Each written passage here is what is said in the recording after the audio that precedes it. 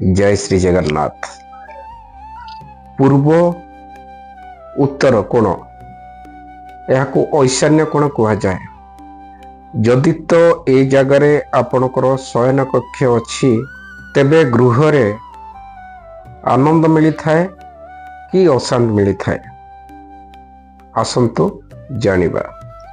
पूर्व उत्तर कोण ईशान्य दिगरे जदि तो आपणकर शयन कक्ष हेउछि तेबे से गृह रे अनेक समस्या देखा जाए, अनेक रोग मध्य देखा दिए। से गृह रे अनेक कन्या संतान जात हुअन्ति एवं कन्यांकर विवाह बहुत विलंबरे होइथाए। उन्नति करिवारे बहुत बाधा विघ्न सृष्टि होइथाए। ए थिला पूर्व उत्तर कोणर ईशान स्थान रे शयन कक्ष हेले कौन हुए। वर्तमान पे रहुछि। जय श्री जगन्नाथ।